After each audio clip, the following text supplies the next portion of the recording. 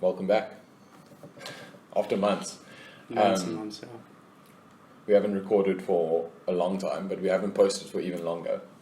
So here we are sitting in the flat, not really under quarantine, but just, I guess, a lot's going on at the moment.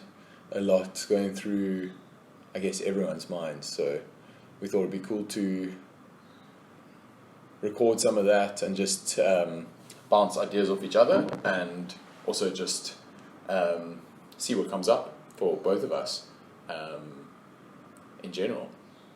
Yeah, definitely been thinking about recording one for a long time, and we've been going back and forth about it, but sometimes you got to bite the bullet and do it. Yeah. But we're in a very interesting place in the world. Obviously, everyone knows kind of what's going on. If you don't know, geez, like it. Well, it's currently March 17th in 2020. And I'm sure in 25 years from now, this will be an interesting time in history books. But we're currently going through a coronavirus outbreak, inverted commas, pandemic, everyone's using different words, as well as an economic crash. I think we can call that now. It's definitely an economic crash. And I think there's been a lot of social issues just coming up and down through 2020, 2019, and now 2020, faced with an existential crisis. It's quite a good time. Or I guess the existential crisis has been brought to the forefront. Yeah. With this type of thing. I think that's the interesting thing for me is I personally, I've often struggled with existentialism in the past,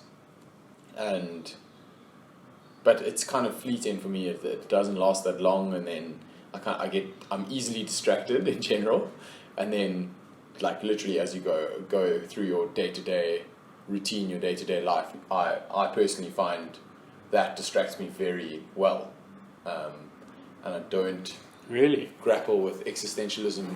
Seriously? Yeah, too often. I know you do, but I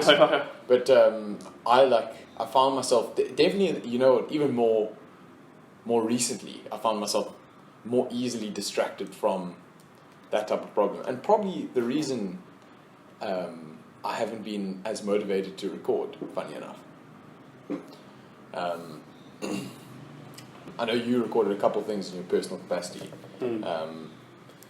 but it's an interesting thing. I think this type of... Are you just feeling you're in general quite okay with everything?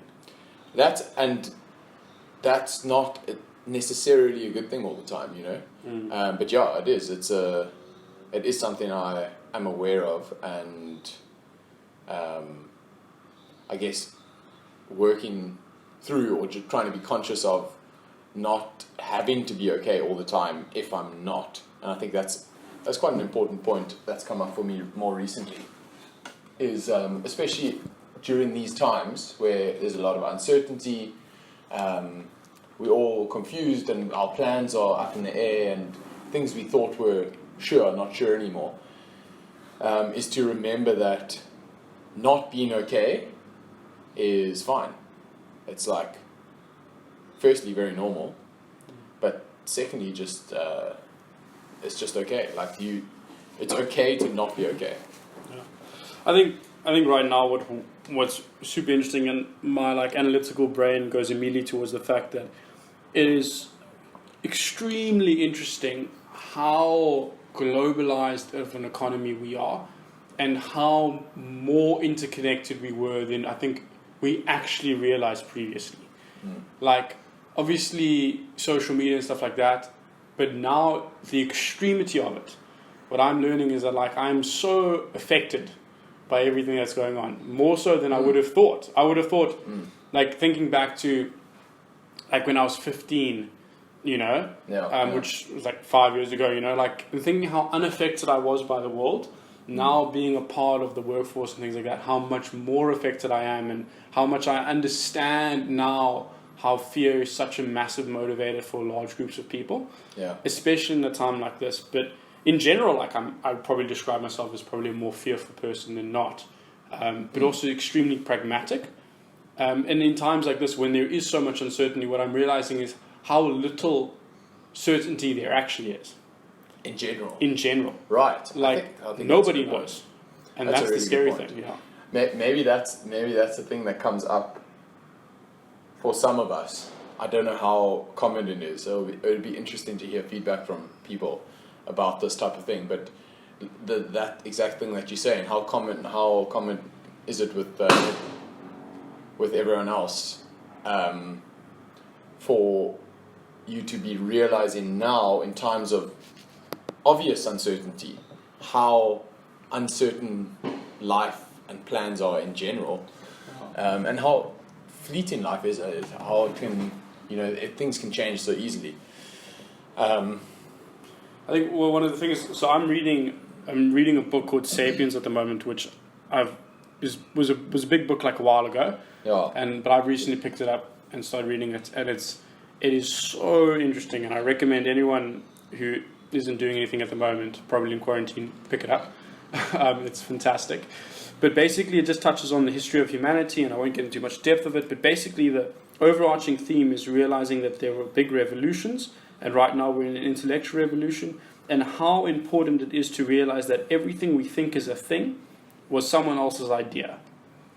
And I think that in a nutshell is like, okay, cool, this massive thing we call the stock exchange or the global economy or businesses or concepts of life was someone else's idea originally, and it isn't necessarily a tangible thing. So what I mean by that is that understanding how fragile these things are, Right, yeah. to people, and how it's made up of many, many people, and like institutions which I thought would never be unshakable, yeah. are entirely shakable, which Yeah. means like that calls into question so much more about like the fabric of society in that sense, and how quickly you can imagine things dissolving. Yeah, It speaks to that general uncertainty. Yeah. So I think that's a good first realization about something like this, where you have like a health pandemic. It's like this happened before in the world. I think obviously we are, at every point in history, we're at the most globalized. Yes. So like health pandemics like this, the spread is obviously much bigger than it was, say, 100 years ago, even much more than like during the Black Plague or the other big European plagues. So it's interesting to notice how globalization also plays into that. So how we connected economically, we connected socially, but we also physically and practically connected. Yeah. In the sense that, like, you'll probably walk past, if you live in a pretty modern city that has quite a big middle to upper class population, you'll probably walk past someone who's, been in more than 10 different countries in the last 10 years. That would probably be quite a normal thing. And that, I think this type of thing, the next big thing it highlighted for me was how connected we are practically, we heard about Corona, and we heard about the spread of disease like we hear about any other big news story, pretty quickly. Social media, through normal media, whatever. But the physical spread is super interesting to me because it makes the fact that we live in a much more globalized world even than 10 years ago today so much more clear. Yeah. I think one of the most interesting things that come out of it is that the craziest thing is that there are no rules to govern how interconnected we are. Is that previously there were always very clear lines of this is this thing and this is another thing. And like it was originally, okay, cool, this is this part of the world, that is another part of the world, and they're very separate things. Yeah, there's only specific connections between things. Exactly, and you could kind of say what they were, And now, obviously, as we're more interconnected, there are no rules that govern that. And we're just a massive group of people that are just kind of going along through life together and trying to figure it all out.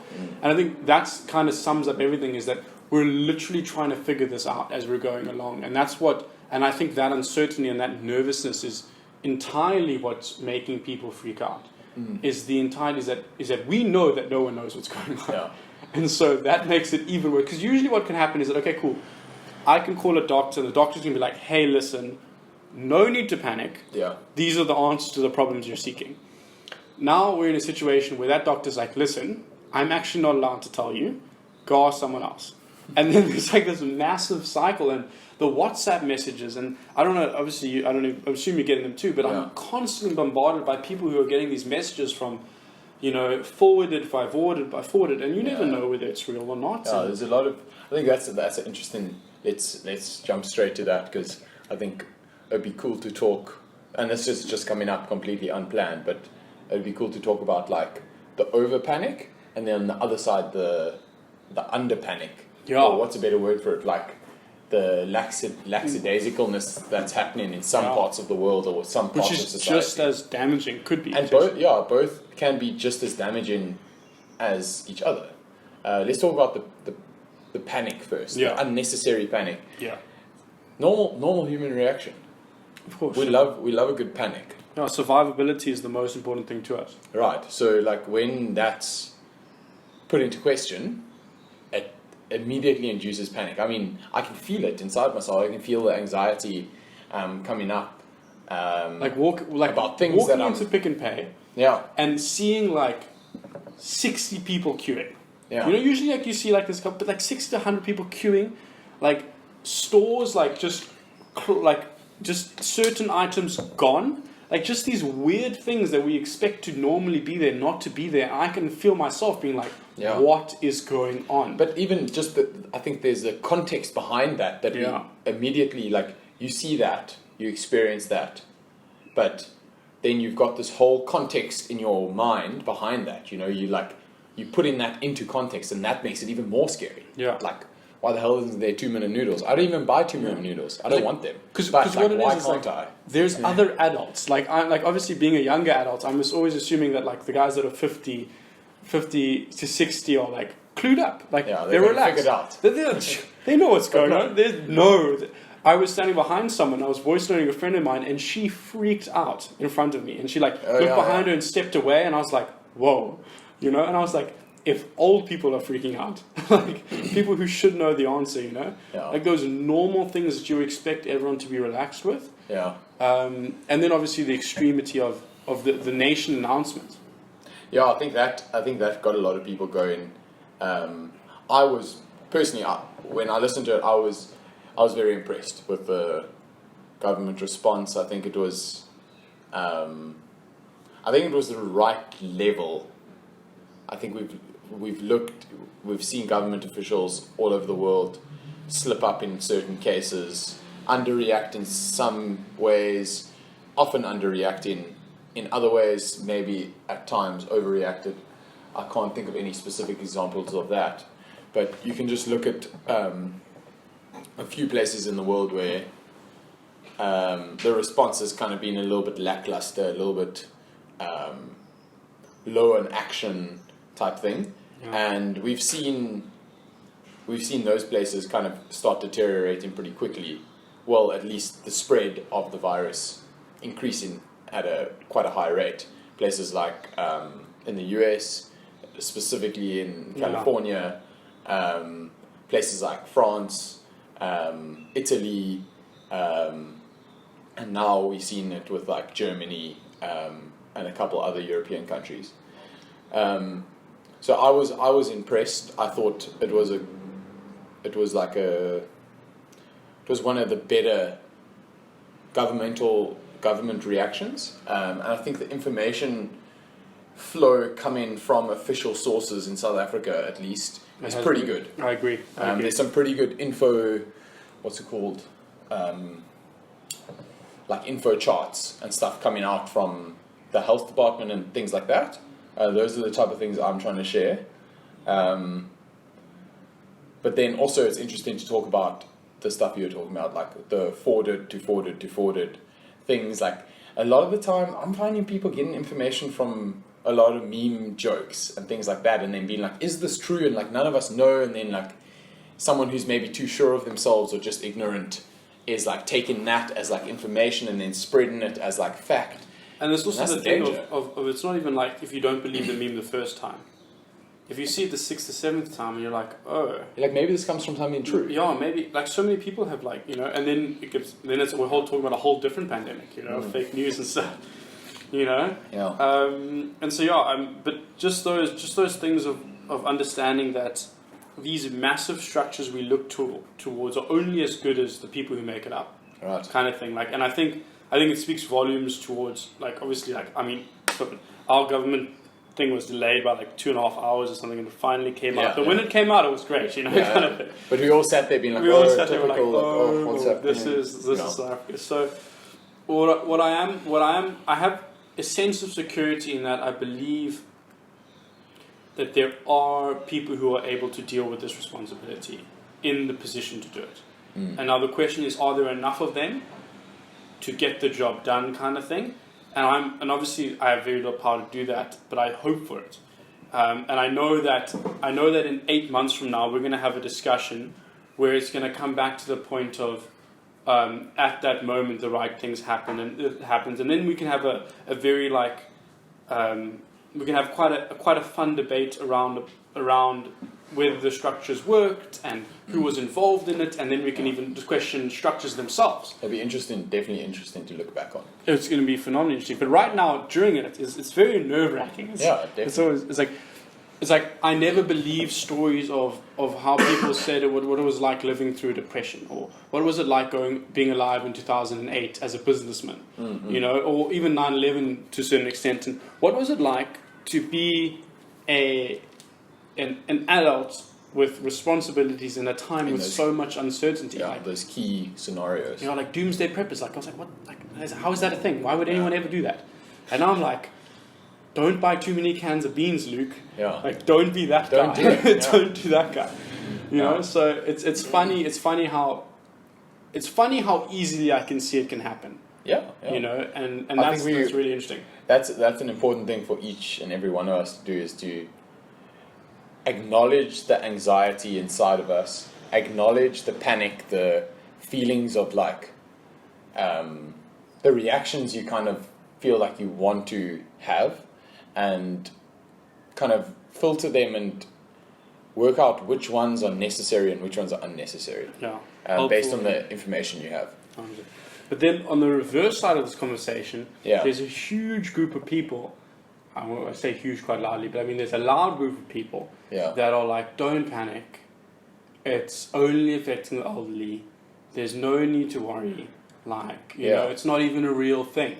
And I'm like, and Trevor Noah said an interesting, and as well as what's his name, John Oliver. He said a very interesting, and it was this: it's not about the fact that it may or may not affect you. It's the fact that it's the same thing of why we have community vaccinations, community immunity. It's the fact that if less people get it, the likelihood of those that are the risk cases minimizes, and that's a huge social responsibility. And me being someone who works in 2 different offices, in both jobs being highly client orientated to meeting people. One of the things I said to my boss when we were chatting about it, I said, listen, I don't know if I could deal with the ramifications of possibly infecting someone else and then them passing away. And that was something, and then obviously there's the thing of like, you can't really quantify that, and that's true. No. But it's the emotional kind of mental thing for me.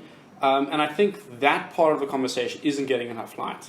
As much as the idea is like, oh, sure, like, probably, touch wood, I'm not going to die if I get coronavirus. Right? I'm quite young, healthy, strong immune system, you know, fairly fit.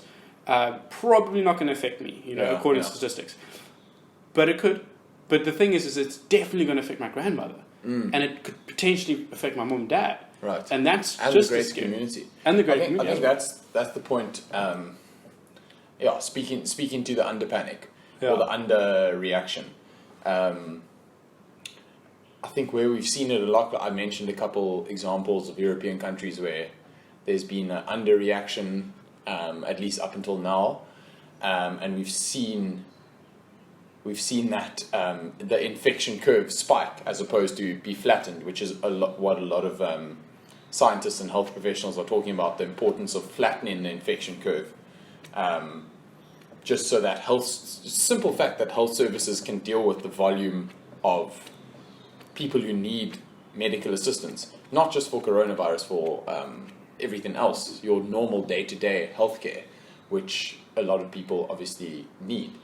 And just like keeping those health services able to deal with that. So the adequate reaction is to make sure that you flatten the infection curve enough so that the health services can adequately deal with it. And that basically means that what you're basically saying is the amount of cases you have can't exceed our capacity to deal with them. Right. Exactly. That's what so by flattening the curve, what Beeling means, okay, we can only deal with 100 people sick at one time. Right. Kind of thing. And that's what they mean by flatten the curve. Absolutely. All right? Because remember, on top of the 100 people being sick, there's currently people sick from other things. There's another 1,000 people sick from something else. Exactly. And so the flattening the curve thing is, that's the number one worry, is that if, let's say we get to a point where we're out of capacity and we're taking sick beds away from people who would have been sick regardless. You know? Then we're in trouble. But then when you throw in things like, okay, cool, huge amount of tuberculosis cases in South Africa. We have a large community of people with tuberculosis.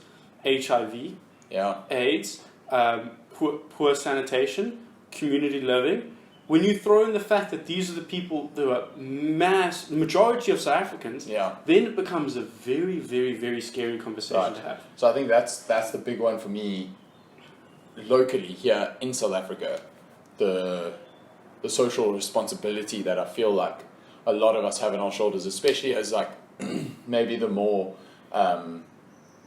slightly higher socioeconomic level, in terms of firstly the people we interact with. So we will generally interact with people who do and have traveled overseas, i.e. more high risk cases. So therefore we have a higher chance of contracting the virus, right? Now, like we keep saying, the personal worry is not that high, okay? Especially, like you say, for us younger people, and that's what we're hearing from health professionals and statistically as well. But the thing that really, really is worrying to me is the volume of people that live, like you said, in without good sanitation, without good access to healthcare. These are people living in townships, and that's a majority of the South African population. And I think that's the key worry here. I think that's the thing we all need to be concerned about. That's the thing as business owners, employers, and just like members of society, we have to be very conscious of being over careful to protect members of those communities from it's a high risk. It's the high risk people who are at risk of things going very, very south for them. And are in a position. And I think that is a conversation that I think needs to be spoken about more. In this thing of, okay, cool, wash your hands, but why are we washing our hands? Why should we feel this level of social responsibility and the importance of? Because I've had conversations with people today where they're like, just relax, man.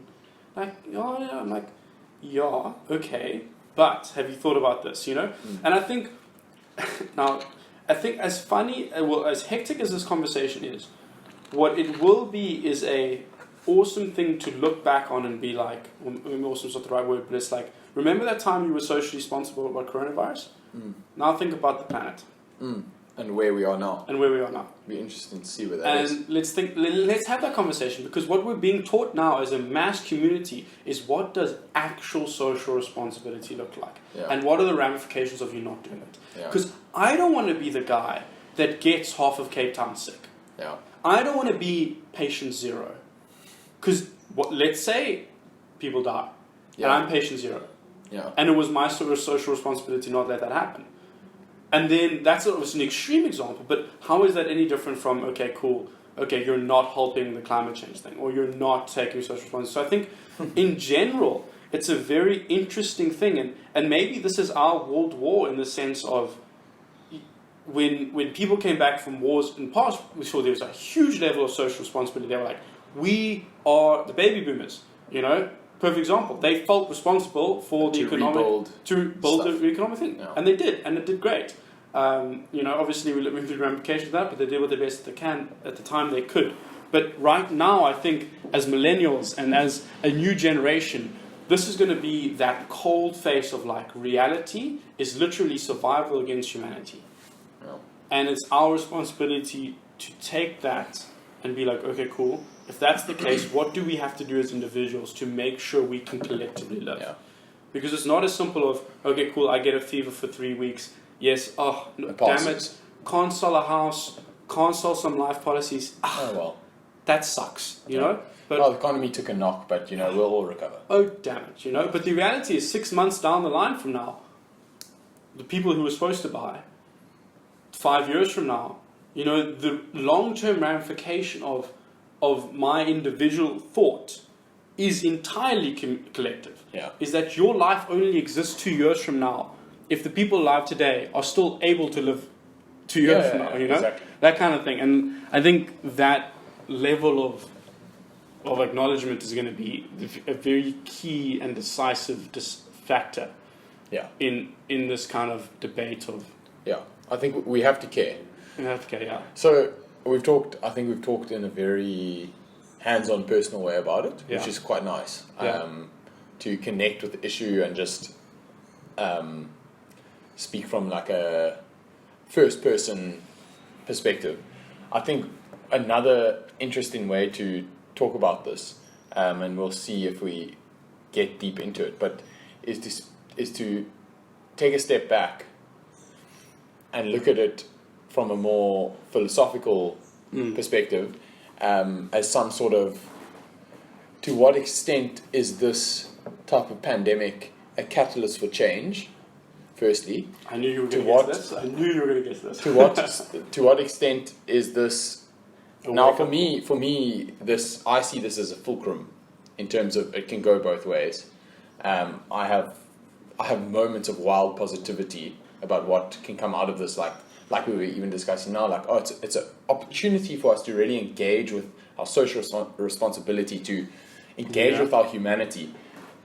Is that going to happen? It's interesting to see. I'd really love for that to be the case for us to. Do you think this is going to spark a revolution? Is kind of the thing. Is it going to? And it's all intellectual, you know. Is it going to allow us to reconnect with what it means to be human, what it means to be a part of a community, and take up the social responsibility we have in society in general, outside of this type of thing? I think the reason I say it's a fulcrum is because we've already seen, I've seen it more in other parts of the world, I guess because it's been more intense there up till now, but we've seen it here as well as the immediate selfish reactions people have, the mass buying, the hoarding of goods, that type of thing, with very, very little thought of how that impacts the rest of society. Now, that type of attitude is just as likely to prevail, in my mind. And it's interesting. It's going to be interesting to see what route we take as a global community. I got told an interesting story by a German lady today, and she was saying she heard about this from a family member of hers who's been in Germany since the outbreak in China. And there's this guy who, you know, he had a bit of cash, he was a well-off dude, and he heard about the outbreak in China, and it was fully contained in Wuhan at the time. But he went and he bought like over 1 million face masks. There was also some hand sanitizer guys in Florida that did a similar thing. I get where you're going. Completely stockpiled the stuff. They bought them, she said, for a couple euro cents each. And he's resold them at about 15 euros each. Now, that's exactly the type of attitude that will contribute to a dystopian future. We cannot we cannot survive that attitude. If that becomes the prevailing attitude, we cannot survive it. And that's definitely my opinion. I think that type of behavior is firstly just immoral and disgusting. But it's interesting to see like how popular is that. I think. So with the Florida guys that I mentioned, they couldn't sell it. Oh, they couldn't. They couldn't sell it. Interesting. There was a thing. I think I don't know. I'm not gonna say because obviously there's people listening to it. But basically, I saw how it was. Lad Bible shared a thing. It said guys bought a ton of hand sanitizer, $10,000 worth of it, and they're struggling to sell, which I think is a great thing. I think if that's the case, then that's a good story. That's a good story. Yeah, So good to hear that. different from your one.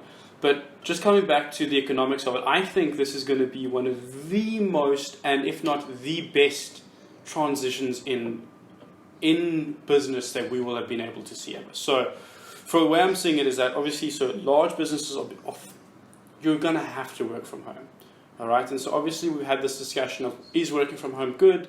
Is it better? Are you even able to do it? We're in a position now where we can see it has to be done. Yeah. And so it is having to happen. And I think what's going to come out of it is that we're going to come out with a 50-50 thing of we can work from home.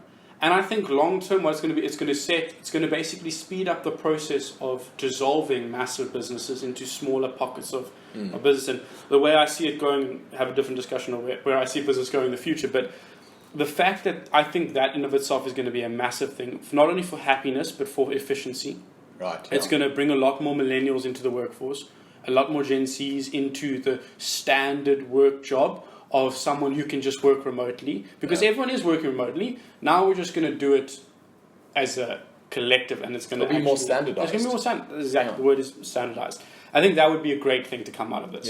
If that comes out. Secondly, I think the level of social responsibility as per the internet is going to be a massive education thing. I think there's a lot of people who are nervous to share things. So yes, I've seen a lot of people just sharing random memes, but I've also noticed that there's not that many people adding anything into the conversation or risking it. So they'll take pictures of spurting their own uneducated opinion. Exactly. Like, for instance, the femicide thing we have. There's much less of what I've seen of people being aggressive about that thing. It's much more, I'm in quarantine, this is what it's like, cheers, bye. Yeah. Not necessarily adding anything positive or negative to the conversation. Being like, I think this and this and this. And exactly. Because the truth is everyone's nervous, and no one really knows what's going on, and no one wants to be the person that kind of says anything. I just want to check something you said. So you were saying, like, with the femicide situation, that's come to the forefront in South Africa in recent 6 months. You're saying that you notice a lot more people with that specific topic, like spurting their opinion regardless of what they knew. I'm obviously not saying women, I mean boys in general. So there was a lot more toxic spreading. Right. It wasn't the sharing of I'm doing this too. It was a lot more misinformation, much more toxic. Absolutely. In this, I'm feeling a much more. You get what I'm trying to say. The feel of it is much more gentle and much more. We're in this together. Yeah. There's a passiveness to people's posts and opinions. I think the sharing. The sharing. Like, I think there's. You're right. I think there's. It seems like people are taking on more responsibility than they have in the recent past, like big discussions that have happened. And do you know what I think? You know what I think comes back? It comes with the threat of immediate death. It's this idea of I could actually die, therefore, and I could actually die, which I think comes back to the social responsibility thing. Yeah. But I think it can only be positive, in the sense that I'm not talking about the virus. I'm talking about the sense of change that we're going through. So. Big thing, people able to work from home. I think that should have been done years ago. Yeah. And I think if anything, it's going to give the companies that needed that boost in this direction the kick out the door. Yeah, good shove. I mean, it doesn't make any sense to rent a place anyway. That's my own thing. But my point is either buy or sell. Don't rent. Anyway, my point is that it's going to give a lot of people a shift in the right direction. It's making which will make a lot of people more happy, but it's also making people a little more social responsible. sort of creating conversations around important topics of just social responsibility in general. And I think the sense of the fact that we got through Corona will be a massive thing for the next 8 months. And I'm hoping it becomes a thing of like togetherness without the Unites virus us, getting too hectic. But that it could potentially become a thing of... It has a major possibility to build some real global unity. Yeah. Which is something... We haven't had an opportunity In like fact, I this to think unite. it's almost... And it's so difficult. I think there's... Both sides of the story have grown kind of at the same rate for me, at least from my perspective, in the last, like, say, 5-6 years. There's been a growth of polarization of opinions. So, like, the growth of nationalist movements in countries, many European countries, obviously in America as well. And then at the same time, there's also been a growth of, like, unifying concepts, things like more awareness about climate change, more awareness about care and globalization and universal healthcare and things like that, things that need to happen, the spread of free information, free education, that type of thing. And I feel like those things have grown against each other at a similar rate. This is going to be a breaking point. This is an opportunity for one of them to grow at a much faster rate. I know what you're saying. And I can only hope the unifying side is the side that grows faster. And I think what we're seeing there is a lot of generational thing. Yeah. There's a lot of old ideas versus new ideas that are getting the point that were the issue. Climate change, it's old business versus new business kind of thing. And in general, I mean, it was the petrol companies buying out massive campaigns to try to disseminate the global thing, but the youth are standing up because Greta, what's her name? Greta Thunberg, great example. And then the nationalization thing of, okay, cool, we need to protectionist businesses instead of innovation. You know, again, let's protect our jobs that we know instead of make new jobs for the future. Classic generational conflicts, and I think what this is a much more universal problem where it doesn't care about your socioeconomic status. It doesn't care about cares about age to some extent. But the point is, it's a very much a level problem. Like even femicide is mainly a female problem. You know, inverted commas, with the sense of they're more at risk than the climate changes. It doesn't really matter what the youth think because we're the global capitalists and we believe that, if our industry works, then we'll make a way, kind of thing. And as this is like a level playing field of crisis, Interesting point that. I think like, I definitely take point taken on the difference in like playing fields of crises. I think that is an important thing to note. I think especially like economic crises around the world are often localized, and that's why it's easy to sell solutions that are localized, and hence the growth of like nationalist movements and that type of thing. Like you say, like job protection above all else, as opposed to like allowing for innovating industry that will naturally create more jobs in industry and work and stuff like that. But I think that something that's come up for me, and maybe an interesting thing to end off with, is drawing an analogy here to the climate change crisis. And I saw 2 interesting memes. Memes, the revolutionary catalyst we always needed. Right, like they both spread the worst information, but they also spread the best information. So I saw the first one is just quite funny. I thought it was like 2020 is organized by the same people who organized Firefest. I don't know if anyone's watched the Firefest documentary on Netflix. Anyway, it's really good. It's a good entertainment. It's something fun to watch. Really funny because it's a complete fuck up, and that's basically what it's saying about 2020. That meme. Anyway, second one, I've completely forgotten now. This is the eating the meat thing. No. It's about climate change, but the idea, the concept I'm trying to get to is that like it's the same marketing. The meme was about the same marketing concept, like the people who marketed Firefest, same thing. the people who are the joke is the people who are marketing coronavirus in the media, all the attention it's getting is like climate change needs the same marketing manager. Yes. You know, yes. like Well, let's make it a global topic conversation. exactly. Like it's just interesting because I would say that's a specific crisis that it should be the most unifying thing. Yeah. It's like literally Do you know our what it is? world. I was We just all sitting live here in now. it, I was just you know? sitting here now, and I think to sum it up is that everyone has the same amount of fear now. Right. I think with the other crises, didn't really have the same amount of fear. Yeah. I wasn't necessarily afraid of climate. Like I'm from an old businessman, not necessarily afraid of climate change. Like I've been alive for 60 years. The world's been the same. It's not going to change for me. I don't really care. The point I think I'm trying to make here though is, I think we can leave it with a question: is that attitude that you're talking about because of the lack of accurate information about climate change, the amount of denial and the amount of denialist information that's out there in the world, and the lack of acceptance of like scientific facts about climate change?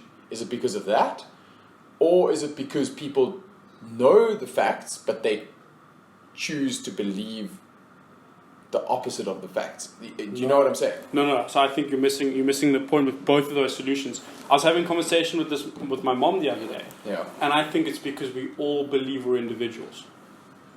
I think every single problem we've ever discussed, ever, and especially these problems that are coming to the forefront, is that we are all born and taught that we are all individuals. Okay. And it's the best thing for us. And I think that sums up the whole problem. Is for me, it doesn't really matter what happens to the guy next to me because it doesn't affect me.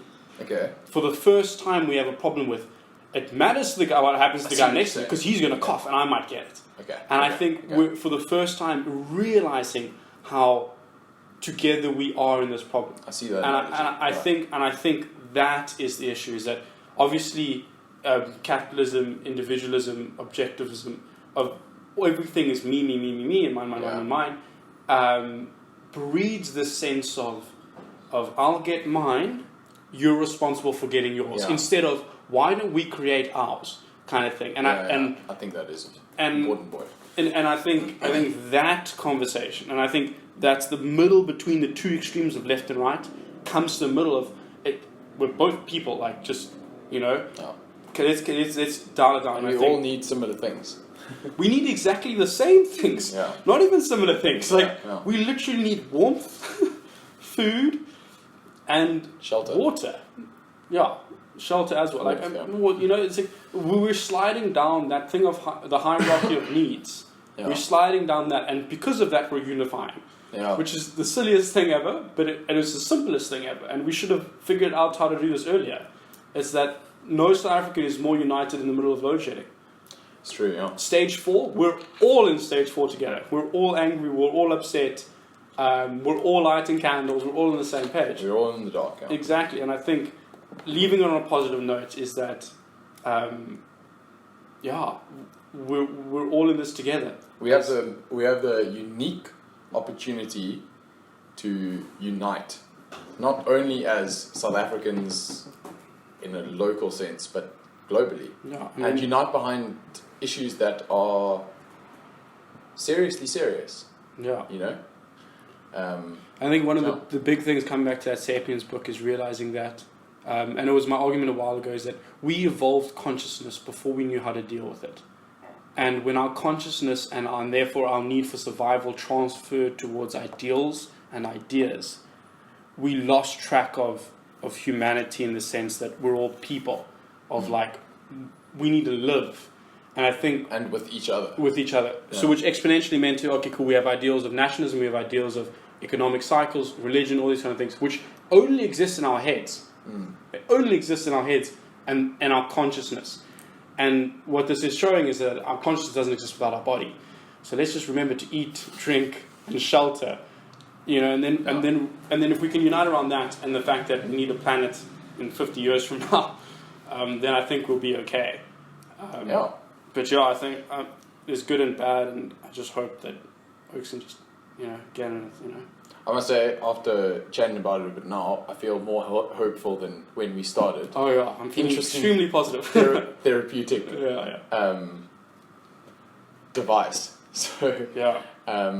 if you are feeling hyper anxious and pretty bad at the moment, talk to someone about it. Yeah. Talk to a friend, talk to a close person, talk to yourself even, I don't know. And I think that sums it up. If anything, that sums up the entire conversation we're having is the fact that it really sucks when you're alone. But it's much better when you're trying. And as cheesy as that sounds, and as obviously I'm the person to say that. Classic Luke. In it all with some classic cheese. But yeah, if you're feeling better right now, or if you're feeling nervous, go talk to someone like you want to be with, and it'll help. Yeah. Thanks for listening. Like, comment, and share. Seriously though, please give us feedback on all the stuff we discussed today. Yeah. And as always, we appreciate even negative feedback. So keep it coming.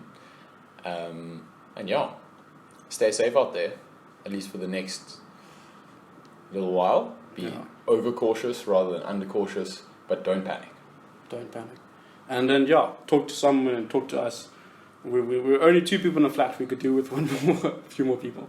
Otherwise, keep well and have a good day, week, year in life. Cheers.